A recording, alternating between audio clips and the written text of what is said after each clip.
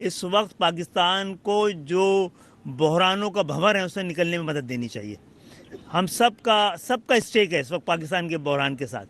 ہم سب نکلیں گے تو کوئی نہیں بچے گا. یہ بحران بڑھ گیا اور نکلیں تو سب نکلیں. ہماری یہ خواہش ہے. ہم تو آزاد جو لوگ جیتے ہیں بڑی تعداد میں ان تک بھی یہ میسیج لے کے جائیں گے. ان کو بھی بتائیں گے کہ بھائی اس سے آپ کوئی ہمیں اختلاف کر کے دکھائے. جو 3 ہمارا ہے اس سے کوئی کھل کر پریس کانفرنس کرے کہ اس میں مفادات کی بو آتی ہے, اس میں تعصب کی بو آتی ہے, اس میں اقتدار کی بو آتی ہے, تو پھر ہم اپنے آپ کو درست کر لیں گے. کوئی ہمت کرے جو ہم نے 3 ترامیم کی ہے اس پہ کوئی تنقید کرے کہ یہ بنیاد ہے. ہم ان تمام تنقیدوں کو اپنا اس کا حصہ بنا سکتے ہیں جو بھی تعمیری تنقید ہوگی. ورنہ مخالفت برائے مخالفت کا مقصد یہ ہے کہ پاکستان کی عوام کی خوشحالی اور پاکستان کی سلامتی سے بھی زیادہ کوئی اہم چیز ہے جو کم سے کم ہماری نہیں ہے. کیا کہیں گے یہ بات کی آ رہی ہے کہ ذرائع سے کہ MKM نے کوئی 4 سے 5 وزارتیں مانگی ہے اور سندھ کی گورنرشپ مانگی ہے.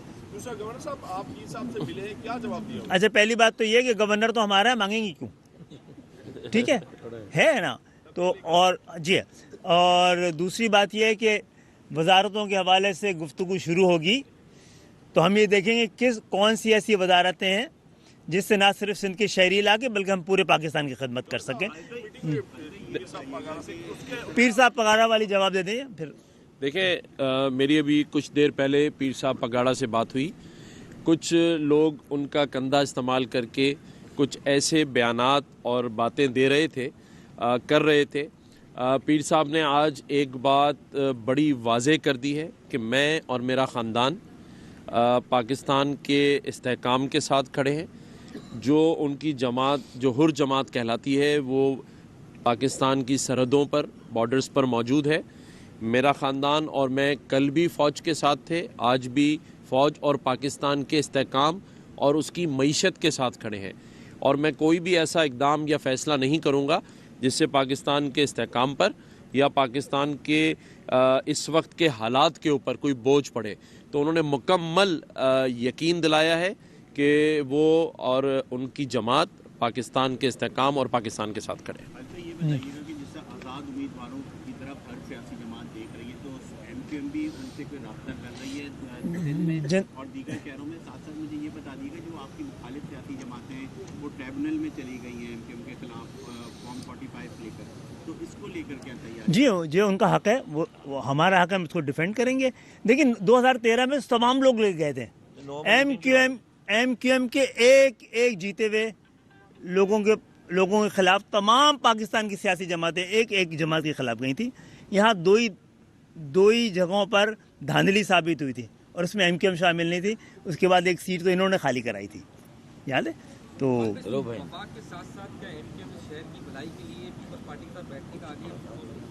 جی اگر بھلائی جس کو بھی چاہیے ہم تو ہر ایک ساتھ بیٹھنے کو تیار ہیں.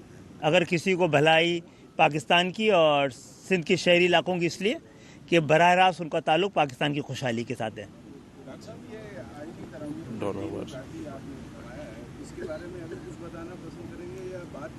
نہیں, ہم تو بہت وضاحت سے اس پہ بڑی وضاحت کے ساتھ 2-3 پریس کانفرنسز کر چکے ہیں.